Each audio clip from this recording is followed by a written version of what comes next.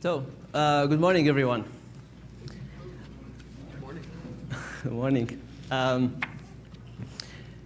For a few seconds, just close your eyes and imagine that we will be able to send fully autonomous and super intelligent robots to explore the space without any assistance, any supervision, or any guidance. Imagine that those robots, they would be able to explore the space and find out where to go, what to explore, and more importantly, what kind of information and what kind of samples are we looking for in the outer space.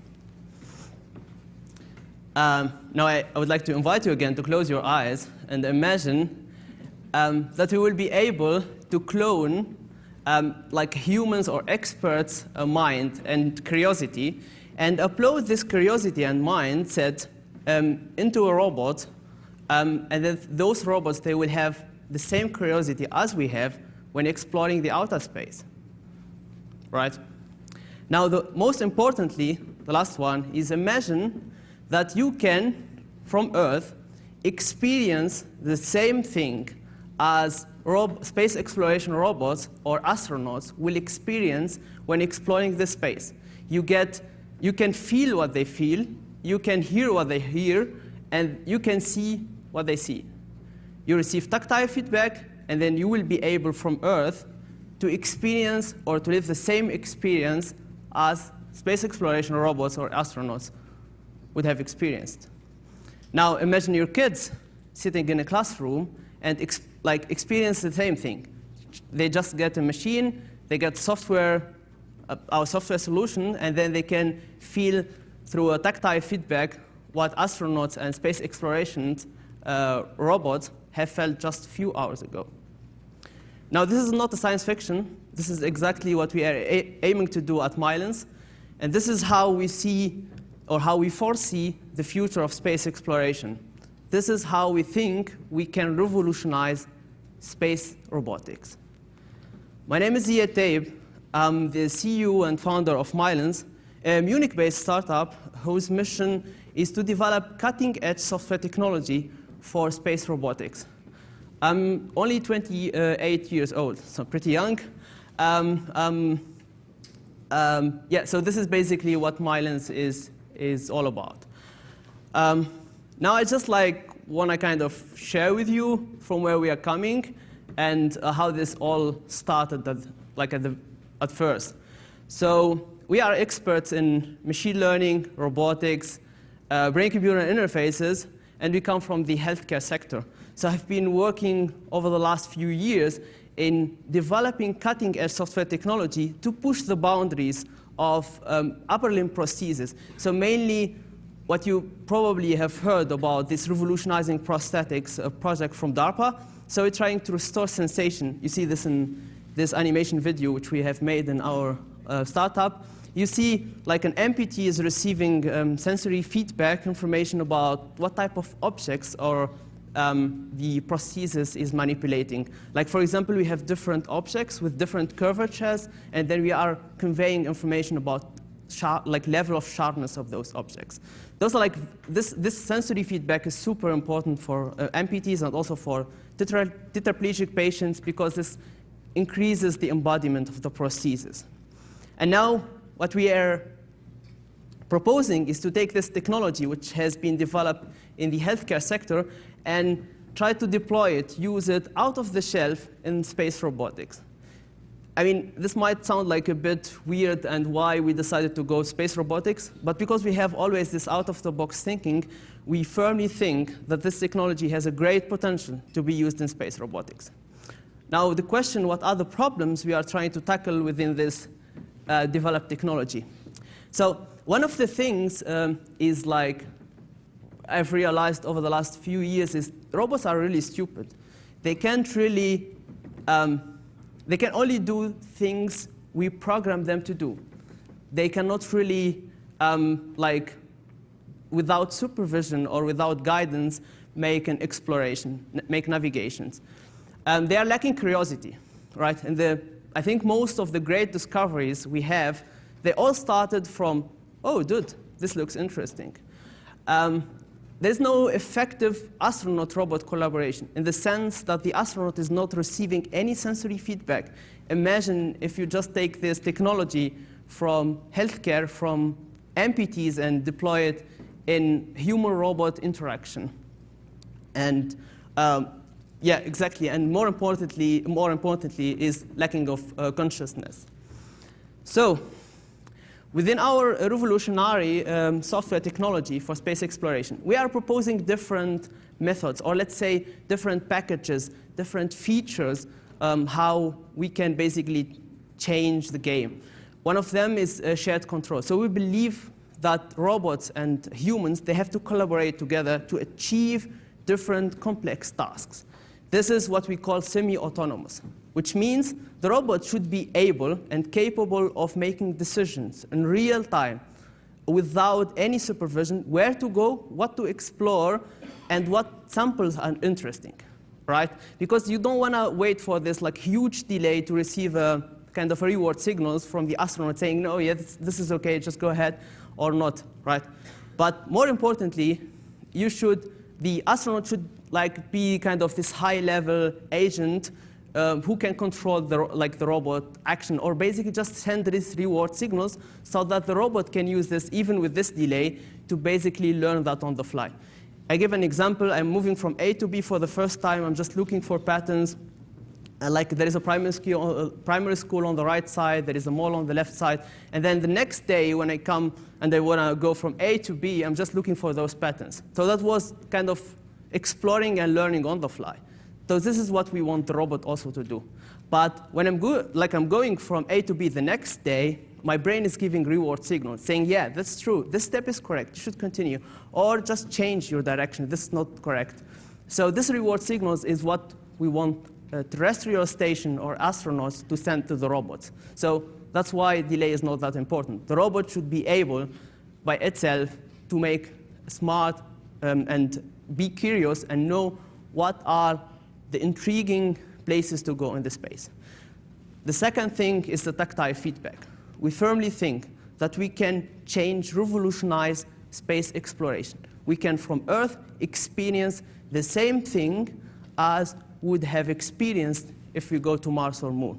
This is through a non-invasive, very simple tactile feedback methods. Vibration, electrotactile, wherever you put those like sensors and wherever you use this machine learning models, you will be able to train people to associate different stimulation patterns with different physical properties of whatsoever you want to convey as an information from space. This is thanks again to the brain plasticity. And the last thing I want to talk about is expert curiosity. You can use brain-computer interfaces, show different images to the experts like geologists or astronauts, and then use some like particular patterns which we call in brain-computer interfaces P300, just positive deflection in your brain signals that show up whenever you see something intriguing. I mean, if you train a classifier, machine learning model to classify those images, and then you upload this into the robots, then whenever the robot sees a new image, the classifier will say this is intriguing or not. But this is based on what? This is based on the curiosity and the mindset of the expert who gave us this model, right? And now you can go even further and do the whole training in VR. So you can have, instead of have static frames, you can have a video of how you see, how you envision the space, the explored space, like Mars, for example. And then you can use the navigation with virtual reality with the subject's brain, the expert's brain, and upload all this information inside the robot. So what has been done so far? So we do have a technology which has been developed for healthcare, for rehabilitation robotics mainly. This technology went through different steps. I mean, for experts in software development, we went from alpha to beta phase. We started from a software publicly available with a publication just to be used by researchers all over the world. And then we made the second version of the software, which we call MyBrain technology, much more advanced than the first version based on like the feedback we got from people, from experts. And then we realized, or I realized myself first, that this has a commercial application. This should go into a startup. And that's why we decided to go and use this technology to revolutionize space robotics. This has like different algorithms, different methods spanning from traditional machine learning to deep learning algorithms, signal processing methods, virtual reality, and this is the most important features because we strongly believe that in the future, we won't be training the robots inside this space to perform different tasks. The robot should be already trained, and you just call those machine learning models, and then you call them, and they perform the prediction in real time. So the training should be done in Earth. And that's why you either use this curiosity to like basically build those machine learning models, or you use virtual reality and you simulate everything in the like this very unknown environment. And then we also have the sensory feedback methods, which were developed initially for sensory feedback and restoring sensation to amputees. So level of readiness, I just want to show like a couple of videos of what we have been doing over the last few years. One of them is, again, it's not the science fiction. This has been done before. It's just like, this is how we can use our technology to revolutionize space robotics. What you see here is a lady controlling a robotic arm using just thoughts. So we collect what we call EEG signals. She has to passively think about a certain movement as shown in the cues, like left, right, movement imagination. And from that, we decode that in real time, and then we send it to this robotic arm.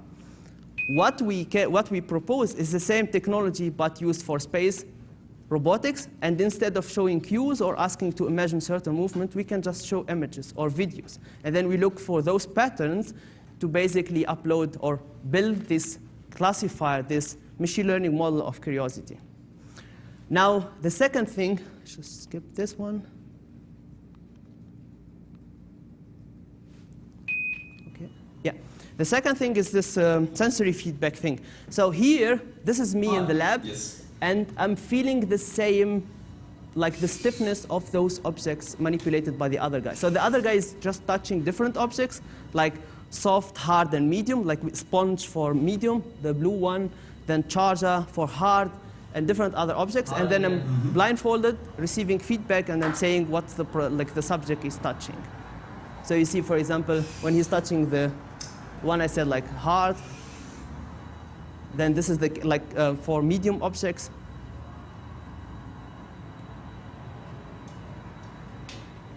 Medium. And then we also have soft. But this is just like kind of the tip of the iceberg of what we can do, because we went through different sensory feedback modalities. Temperature, you can feel temperature as well. We went to sharpness, you can feel pain with the prosthesis. You can feel pain with those, you can feel the sharpness, the curvature of the object. Yes. And then imagine this is exactly the information we want to collect in space about the objects manipulated by space exploration robots or astronauts. Again, I know I probably dig deep into the business model. So our business model is like B2B and B2G. So we think we can rely on government contracts to basically push the boundaries of our technology. We are a B2B company, which means we are only developing software solutions. So there should be partners who already have those robots or machines, and then we will be just deploying our software inside those robots. It should be mentioned here that our software is completely hardware independent. So we, it's hardware independent, plus the software itself is very scalable. This is like our roadmap and milestones. So we have already developed the technology. We validated in healthcare, and now we are looking forward to use this in the space robotics. We are looking for funding, partnership, or possibilities, opportunities, and then software integration. Just sharing some numbers about the market. I guess most of you are familiar with those numbers. And then, so potential customers and possible partners, obviously NASA, because NASA is basically leading those space missions all over the world. So we think NASA would be the ideal profile of a potential partner or collaborator. Department of Defense, I will be showing one further application of our software, which can be the same idea, the same concept, but imagine it in a drone which is sent, and then you kind of embody this drone to yourself, so that you can feel what the drone is touching. the drone is completely independent from like your control signal, and it's fully autonomous. And this could be sent for special missions. Yeah, also like the European Space Agency, SpaceX, and Blue Origin, and so on and so forth. Yeah, this is like those are like driving forces behind the idea. Me, myself, research scientist at the Technical University of Munich, visiting researcher at the National University of Singapore, visiting researcher at Johns Hopkins University, working closely with people in this revolutionizing prosthetics project. My co-founder sitting over there, Sameh Garbaya, and then two other like partners from Munich. And this is like our expert panel. We have Dr. Sabri Mekawi from the European Union, expert in space, and actually he was one of the guys who pushed the idea towards more space robotics. Dr. Ahmed Ramdani from Edinburgh University, from the German Aerospace Center, as well as from Chicago, Illinois. Yeah, so to this I would like to just give you like our vision. Again, we have almost no expertise with like space. I would say so we are pretty new into space, but we do have a strong background, machine learning, signal processing, and robotics. And we think because we don't have this enough background in space, we might have another like view or we look from another angle how things should be performed in space.